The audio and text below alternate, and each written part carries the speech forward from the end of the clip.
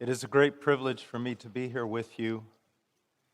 I always have a tremendous burden in my heart for young men, especially in this time in which we're living, when the world is in an upheaval, when nations are being cast down, rulers are being turned over to foolishness, and God continues to reign.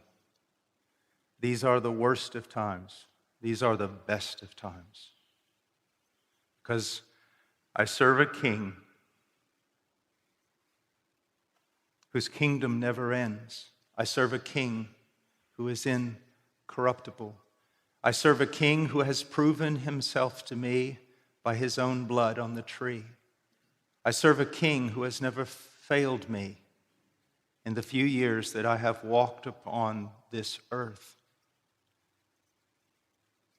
Though all hell break loose, I am encouraged and I am strengthened, not by some inner will, not by some inner force, but by the grace of God, knowing that whatever comes, my Lord reigns and his kingdom is just. And I'm here today, this evening.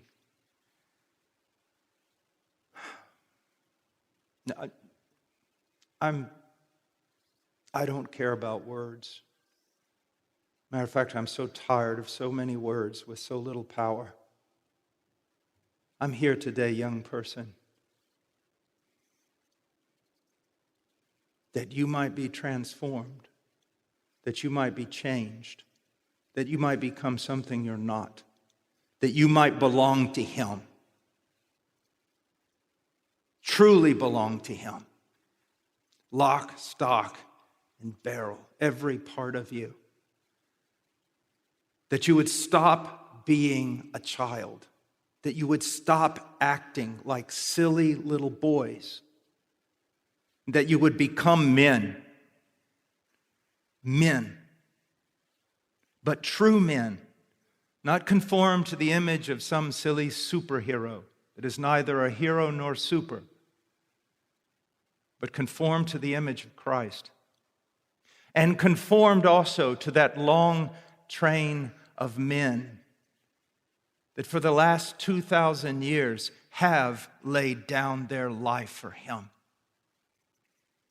Even now, in many of the countries where we work at Heart Cry, constantly we're staying on the phone, we're staying in communication because brothers are suffering, brothers are being put in prison, brothers are dying. A young man, 21 years old, a few weeks ago, who works with our missionaries in Myanmar, was shot to death.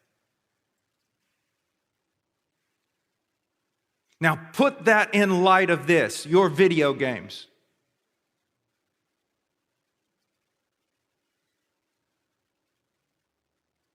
My wife always says this: if a man-eating lion got loose in the United States of America, it would starve to death because there aren't any men to eat.